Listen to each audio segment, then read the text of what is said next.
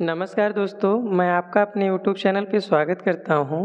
आज मैं आपसे बात करूँगा कैलिबर कोचिंग क्लासेस द्वारा आयोजित सामान्य ज्ञान प्रतियोगिता के बारे में, जिसका आपको भी काफ़ी समय से इंतज़ार रहता है और बार-बार विद्यार्थियों के द्वारा मैसेज के माध्यम से या बार-बार पूछा जाता है कि सर एग्ज़ाम कब कंडक्ट करवाएंगे, क्या डेट्स क्या हैं, और हमारी टीम भी पूरी तरीके से प्रिपेयर रहती है इस एग्ज़ाम को कराने के लिए। पिछले वर्ष जिस तरीके से एग्ज़ाम कंडक्ट करवाया गया था, विद्यार्थियों ने काफ़ी सहयोग किया, इसके साथ ही अभिभावकों ने भी हमारा काफ़ी सहयोग किया। इसके अलावा जो हमारे सहयोगी शिक्षकों का भी काफ़ी योगदान रहा, जिससे हमने परीक्षा को काफ़ी आसान तरीके से कंडक्ट करवा पाए। तो पिछले वर्ष की तरह इस वर्ष भी हमने परीक्षा में काफ़ी कुछ सुधार किया है। जैसे सिलेबस को लेकर के हमने एनसीईआरटी पैटर्न को फॉलो किया है, और इसके अलावा जो क्वेश्चंस लगातार परीक्षाओं में पूछे जा रहे हैं, किस कॉर्नर से पूछे जा रहे हैं और उनका स्तर क्या है, उसको लेकर के हम लोगों ने काफ़ी समय उस पे दिया, जिससे कि अच्छे प्रश्नों को हमने एकत्रित किया और उनका एक पूरा संग्रह तैयार किया। आज मैं आपसे उसी परीक्षा को लेकर के बात करूँगा कि जो सामान्य ज्ञान प्रतियोगिता होने वाली है, उसमें आपको किस तरीके से पार्टिसिपेट करना है, एप्लीकेशन कब से स्टार्ट हो रहा और आपको फॉर्म कहाँ से मिल पाएगा, ऑनलाइन या ऑफलाइन मिल पाएगा, इसकी फ़ीस कितनी रहने वाली है, इसकी एलिजिबिलिटी क्या है। तो इन टॉपिक्स पे मैं आज आपसे बात करूंगा। आप जानते हैं कि हमारा जो इस परीक्षा को लेके उद्देश्य है, इसमें यह है कि बच्चों के अंदर इस प्रतियोगिता द्वारा बच्चों के अंदर प्रतिस्पर्धा का विकास करना, जिससे उनका सर्वांगीण विकास हो सके, और विद्यार्थियों को सहयोग प्रदान करना। समय समय पर अभिभावकों व शिक्षकों के सुझाव को ध्यान में रखते हुए परीक्षा में सुधार किया गया, जिससे परीक्षा कराना और भी आसान हो गया।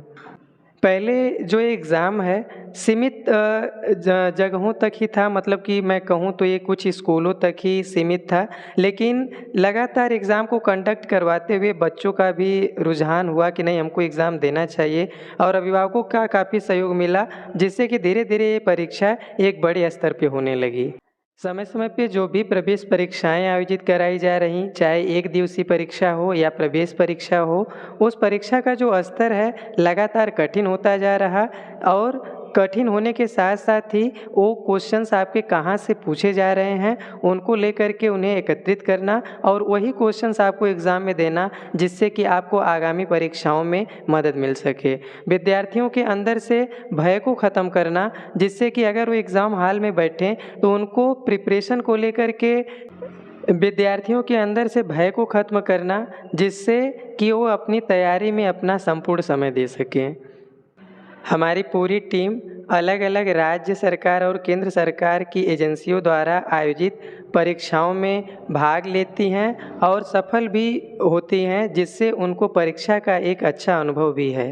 जो भी हमारा उद्देश्य था इस परीक्षा को लेकर के कि किस तरीके से हमें विद्यार्थियों का सहयोग करना है, ताकि बच्चों के अंदर से परीक्षा के भय को ख़त्म किया जा सके, और जो लगातार जो एग्ज़ाम वगैरह में जो बदलाव हो रहे हैं उसको लेकर के बच्चों को कैसे हेल्प किया जा सके, ये हमारा मोटिव था एग्ज़ाम को कराने का।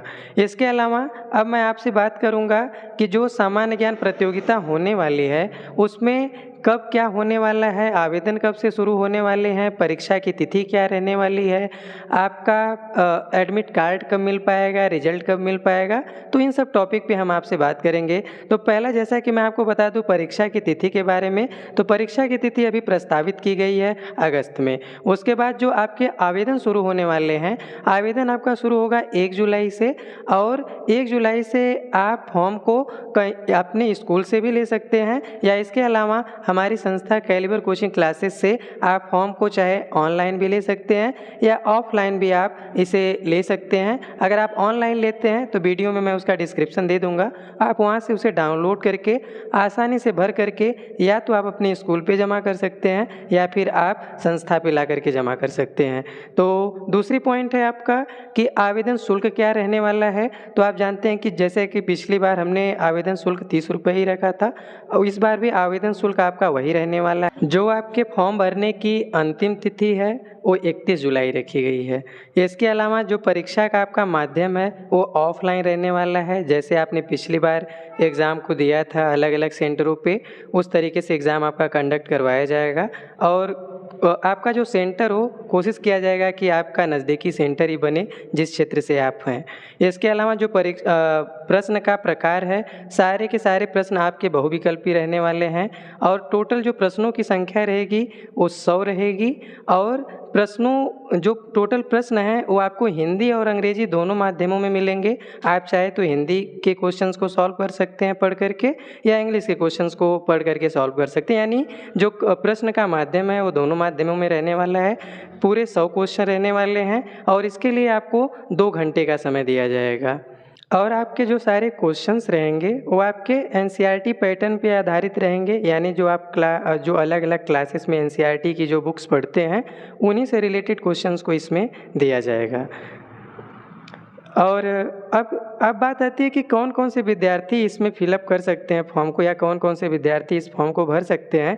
तो मैं आपको बता दूं कि इस फॉर्म को क्लास 4th से लेकर के क्लास 12th में पढ़ने वाले बच्चे इसे भर सकते हैं। यानी क्लास 4th से लेकर क्लास 12th में अध्ययनरत छात्र जो हैं, यानी चाहे वो सीबीएसई बोर्ड में पढ़ रहे हों, चाहे यूपी बोर्ड में पढ़ रहे हों या किसी भी इंस्टीट्यूशन में आप पढ़ाई कर रहे हों, आप इसको फिलअप कर सकते हैं। मैंने आपको परीक्षा के बारे में जो शॉर्ट कुछ चीज़ें थी वो मैंने बताया।